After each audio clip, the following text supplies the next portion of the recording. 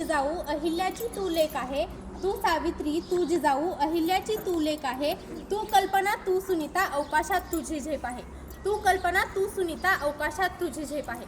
रसिक श्रोते हो नमस्कार. या जगाचा उद्धार झाला, या देशाचा उद्धार झाला, परंतु या देशाच्या उद्धारासाठी झटणाऱ्या कित्येक युगपुरुषांच्या पाठीमागे एक ढाल म्हणून उभी होती ती एक स्त्रीच, जिच्या कुशीत या देशाने महासत्ता होण्याचे स्वप्न पाहिले ती सुद्धा एक स्त्रीच. ज्या कृषी क्षेत्रात आज आपला देश नावाजला जातो आहे, त्या शेतीची सुरुवात करणारी देखील एक स्त्रीच. चिखलदोंडे दगडगोटे सहन करून सुद्धा तुमच्या माझ्यासारख्या कित्येक स्त्रियांना शिक्षणाची संधी निर्माण करून देणाऱ्या सावित्री माई असो किंवा भारतातील अनेक मंदिरांचा जीर्णोद्धार करणाऱ्या अहिल्याराणी असो, सर्वाधिक स्पेस वॉक करणारी महिला म्हणून संबोधल्या जाणाऱ्या सुनीता विल्यम्स असो किंवा चिमुकल्या जीवांना सांभाळून त्यांच्यामध्ये आपलं विश्व निर्माण करणाऱ्या सिंधुताई सकपाळ असो, अशा कित्येक महिलांचा जीवन प्रवास तुम्हाला मला प्रेरणादायी ठरतो. आणि तोच जीवन प्रवास मांडण्यासाठी मी उभी आहे कुमारी साक्षी सचिन धुळसे, इयत्ता 9वीतील विद्यार्थिनी. स्त्री मनाची विशालता कळायला मन विशाल असावं लागतं, स्त्री मनाची विशालता कळायला मन विशाल असावं लागतं. डबक्यात राहून समुद्र दिसत नसतो, त्यासाठी बाहेर पडावं लागतं. डबक्यात राहून समुद्र दिसत नसतो, त्यासाठी बाहेर पडावं लागतं. स्त्री ही क्षणकाळाची पत्नी तर अनंत काळाची माता आहे. तिला आई, मुलगी, पत्नी, बहीण, बायको, आत्या, मावशी, काकी, आजी अशी कित्येक नाती हळुवारपणे जोपासावी लागतात. स्त्री हे सृष्टीचे जीवनचक्र अविरतपणे चालू ठेवण्याचे कार्य करते. प्रत्येक कुटुंबाचा पाया आणि कणा म्हणजे स्त्री असते. स्त्रीशिवाय कुटुंब नाही, कुटुंबाशिवाय समाज नाही आणि समाजाशिवाय देश नाही.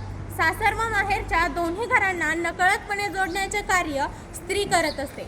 आपले मूल संस्कारशील अद्वितीय घडावे यासाठी ती जीवाचे रान करते. मूल पोटात वाढवण्यापासून ते सुसंस्कृत व्यक्ती घडेपर्यंत प्रत्येक जबाबदारी स्त्री विना तक्रार पार पाडते. त्यामुळे तर छत्रपती शिवाजी महाराज, साने गुरुजी यांसारखे अद्वितीय पुरुष घडून गेले. प्रत्येक यशस्वी पुरुषाच्या पाठीमागे एक स्त्री उभी असते. संकटात ती पुरुषाची ढाल म्हणून उभी असते.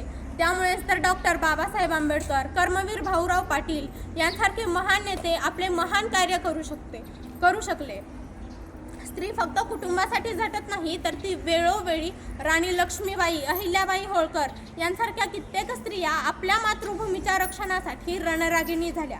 यातूनच आपल्याला दिसून येतं की बांगड्यांचं ओझं पेलणारं हेच मनगट वेळ पडली ना तर हाती शमशेर घ्यायलाही मागं पुढं पाहणार नाही. सावित्रीबाई फुले यांनी स्त्री शिक्षणाला सुरुवात केली. त्या भारतातील पहिल्या महिला स्त्री शिक्षिका आहेत. आज आपण इथे उपस्थित आहोत तेही फक्त त्या सावित्रीबाई फुलेंमुळेच. भारतातील पहिल्या महिला स्त्री शिक्षिका सावित्रीबाई फुले, भारतातील पहिल्या महिला राष्ट्रपती प्रतिभाताई पाटील, भारतातील पहिल्या महिला पंतप्रधान इंदिरा गांधी, भारतातील पहिल्या महिला अंतराळवीर कल्पना चावला, गायिका लता मंगेशकर, भारतातील पहिल्या महिला पोलीस अधिकारी किरण बेदी, खेळाडू पीटी उषा, पी.व्ही. सिंधू यांसारख्या कित्येक स्त्रियांनी आपापल्या क्षेत्रात आपापले कर्तृत्व सिद्ध केले आहे. याचे मूळ जर आपण शोधले तर उत्तर हे सावित्रीबाई फुले हेच येतं. मान्य आहे स्त्रियांपुढे अनेक समस्या आहेत, पण त्या समस्यांवर मात करण्याची क्षमता ही देखील फक्त स्त्रियांमध्येच आहे. फक्त 8 दिवसांसाठी संशोधनासाठी गेलेल्या सुनीता विल्यम्स 9 महिने अवकाशातच अडकून राहिल्या, पण त्या खचून गेल्या नाहीत. त्यांनी संकटाचं रूपांतर संधीमध्ये केलं. यातूनच आपल्याला दिसून येतो तो त्यांचा संयम. त्यांची संकटावर मात करण्याची क्षमता किती मोठी होती हे आपल्याला यातूनच दिसून येतं. अशा इतिहासात अनेक स्त्रिया आहेत. त्याच स्त्रियांचा आदर्श जर आपण आज डोळ्यासमोर ठेवून शिक्षण घेतलं किंवा आपापल्या क्षेत्रात आपापलं कर्तृत्व गाजवलं तर मला खात्री आहे आजची स्त्रियांची प्रगती कधीच थांबणार नाही.